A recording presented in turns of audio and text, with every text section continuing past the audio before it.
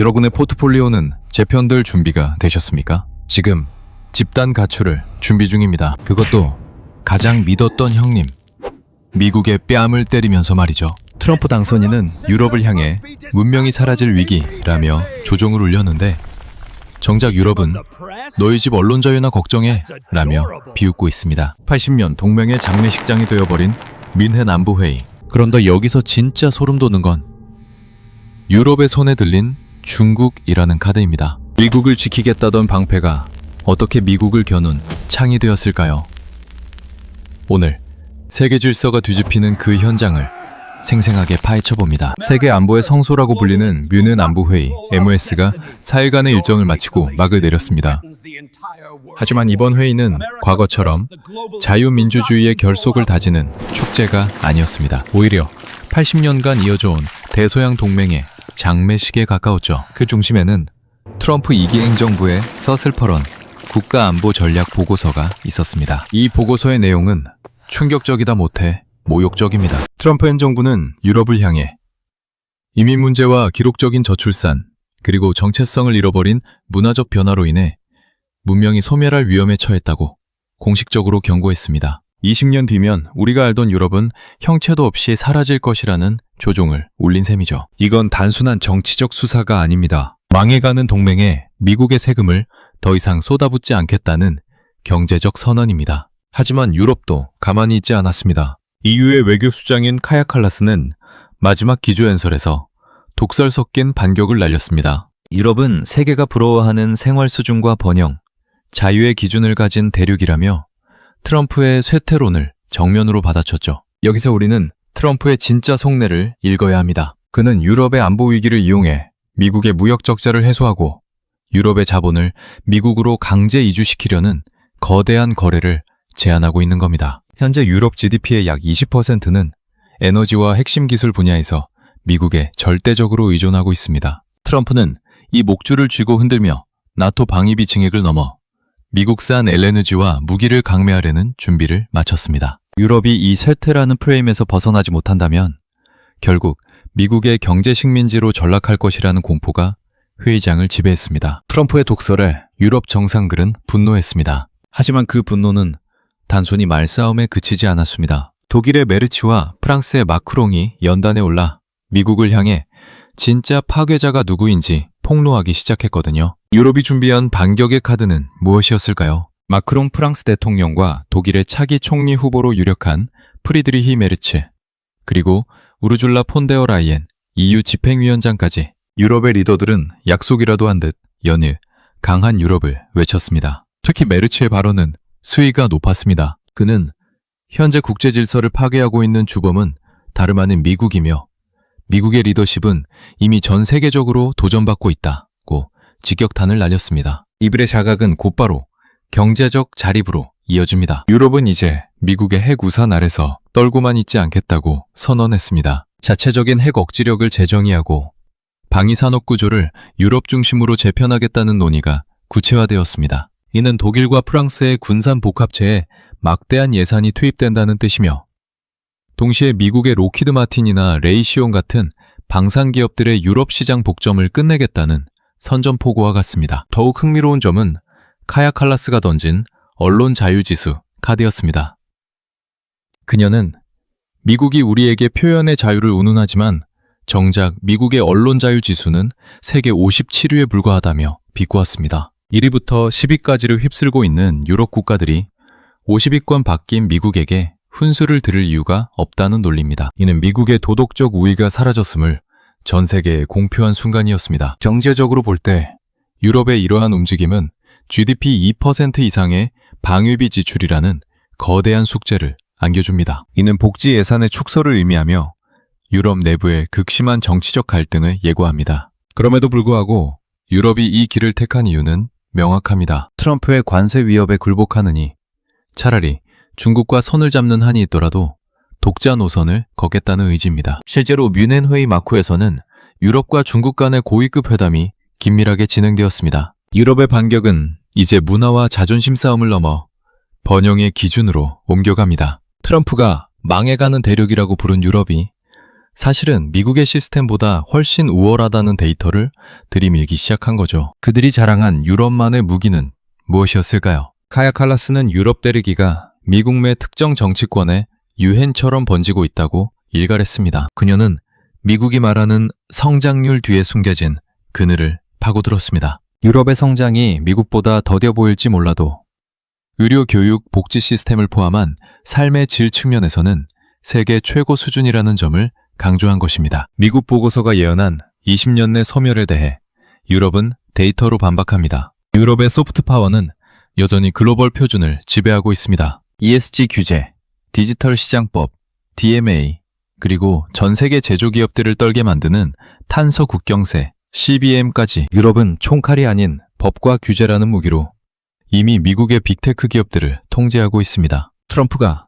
강대국 경쟁 시대를 선포하며 힘의 논리를 앞세운다면 유럽은 표준의 논리로 미국의 숨통을 조이겠다는 전략입니다. 경제 전문가들은 이를 규제제국 유럽의 생존법이라고 부릅니다. 미국이 혁신적인 기술을 만들면 유럽은 그 기술이 유럽 시장에서 돈을 벌기 위해 지켜야 할 까다로운 규칙을 만듭니다. 그리고 그 규칙을 전 세계로 확산시키죠. 트럼프가 아무리 관세를 매겨도 애플과 구글이 유럽의 표준을 따르지 않고는 글로벌 사업을 영위할 수 없는 구조를 강화하고 있는 것입니다. 칼라스는 역설했습니다. 미국은 우리 없이 혼자 갈 수 없다. 이는 트럼프의 고립주의가 결국 미국 경제의 고립으로 이어질 것이라는 경고였습니다. 유럽의 번영은 단순한 과거의 유산이 아니라 미래의 글로벌 경제의 심판 역할을 하겠다는 선언과도 같습니다. 하지만 이런 유럽의 기세에 찬물을 끼얹는 미국의 새로운 카드가 등장합니다. 바로 루비오 장관이 들고 나온 그린란드 문제입니다. 유럽이 자존심을 세우고 있을 때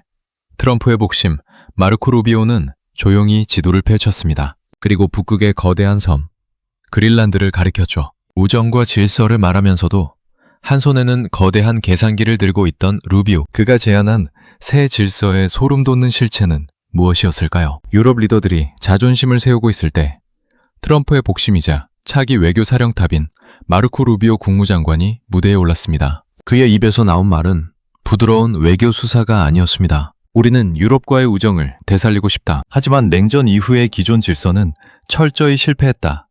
는 사망 선고였습니다. 루비오의 메시지는 명확합니다. 미국이 깔아준 판 위에서 안보 무임승차를 하던 시대는 끝났으니 이제 미국 주도의 새로운 질서에 줄을 서라는 압박입니다. 이 새 질서의 핵심은 철저한 경제적 이익의 교환입니다. 루비오는 독일의 메르츠와 비공개 회담을 가지며 그린란드 문제를 테이블 위에 올렸습니다. 겉으로는 북극권 안보 협력을 말하지만 속내는 유럽의 에너지 목줄을 미국이 주겠다는 계산입니다. 미국은 유럽에 제안합니다. 러시아 가스도 중동의 불안정한 석유도 믿지 마라. 대신 우리가 북극과 그린란드를 장악해 너희에게 에너지를 줄 테니 그 대가로 미국의 기술 표준과 군사기지 무상 사용권을 내놓으라 낸 것이죠. 경제적으로 볼 때 이는 유럽의 전략적 자율성을 완전히 거세하는 정책입니다. 만약 유럽이 이 제안을 거부한다면 루비오는 은근히 보편 관세라는 몽둥이를 만지작거립니다. 트럼프 2기 행정부의 동맹이란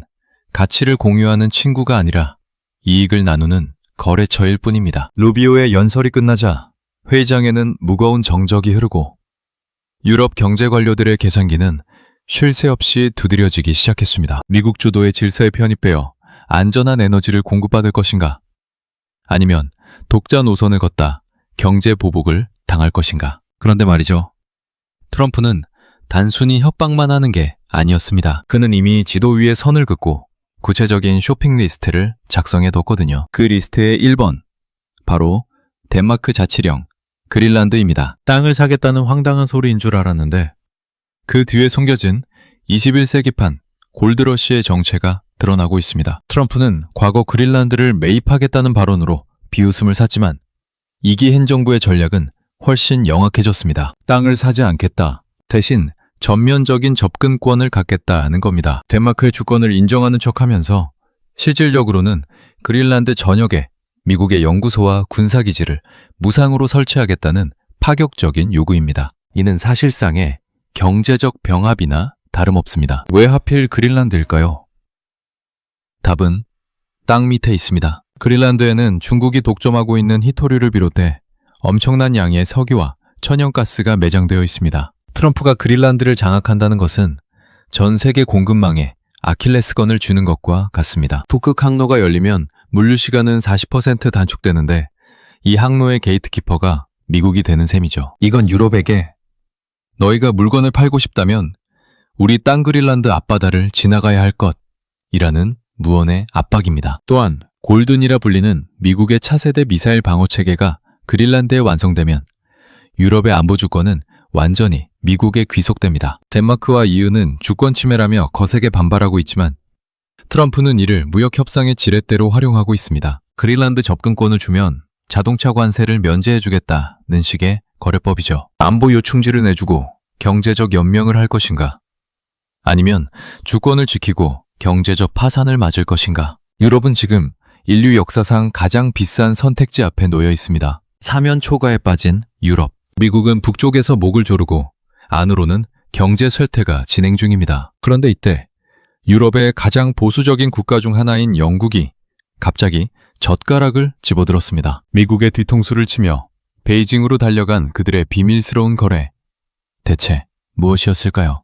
트럼프의 관세 폭탄이 예고되자 유럽은 금기를 깼습니다. 영국의 키어 스타머 총리가 대규모 경제 사절단을 이끌고 중국을 방문한 겁니다. 뿐만 아니라 캐나다, 핀란드 정상들까지 줄줄이 베이징으로 향했습니다. 미국의 혈맹들이 트럼프의 거래법에 질려 중국이라는 독이 든 성배를 마시기로 작정한 것이죠. 특히 영국의 행보는 파격적이었습니다. 중국산 위스키 관세를 인하받는 대가로 상호 30일 무비자 협정을 맺고 아스트라제네카는 중국에 21조 원이라는 천문학적인 투자를 약속했습니다. 시진핑 주석은 이 균열을 놓치지 않았습니다. 중국은 위협이 아니다.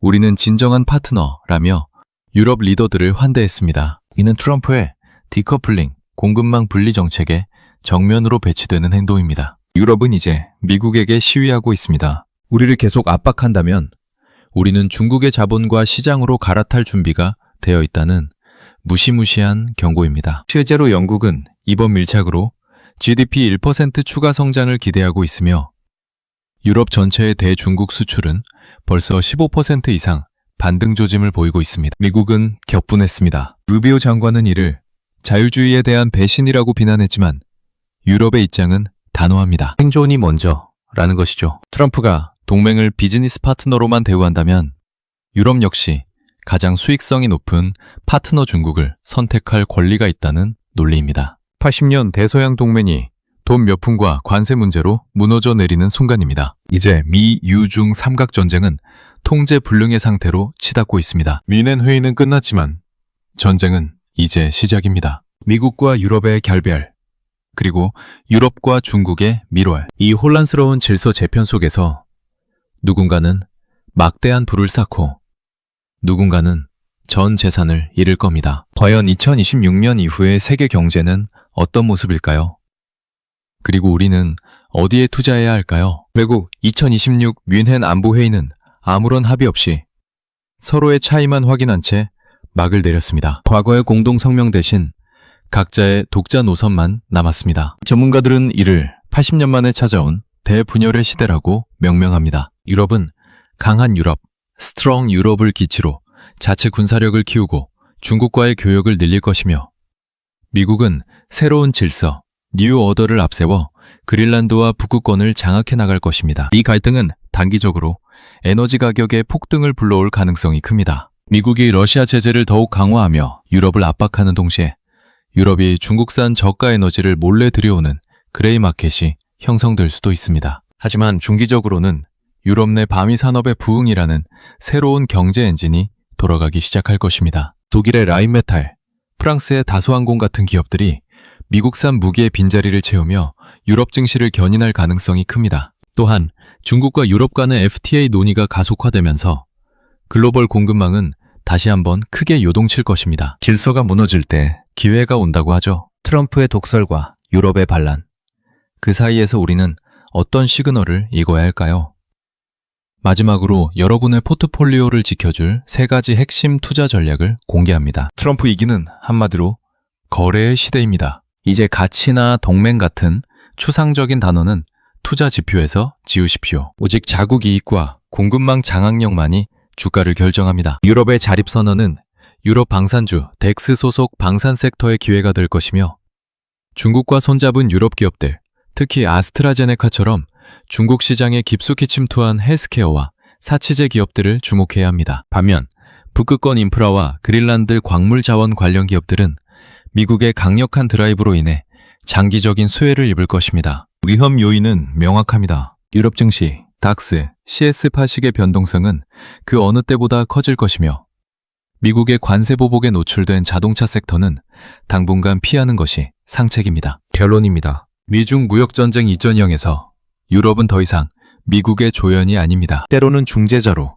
때로는 배신자로 변신하며 자신들의 몫을 챙길 것입니다. 이 거대한 삼각전쟁 속에서 살아남는 유일한 방법은 특정 국가에 올인하는 것이 아니라 변화하는 공급망의 핵심, 목줄을 쥔 기업들을 선점하는 것입니다. 세계 질서는 재편들고 있습니다. 여러분의 포트폴리오는 재편될 준비가 되셨습니까? 오늘 영상이 도움되셨다면 구독과 좋아요 부탁드립니다. 다음 영상에서는 유럽의 이런 배신에 화가 난 트럼프가 한국과 일본에게 내밀 청구서의 실체를 단독 분석해드리겠습니다. 알림 설정 잊지 마세요. 감사합니다.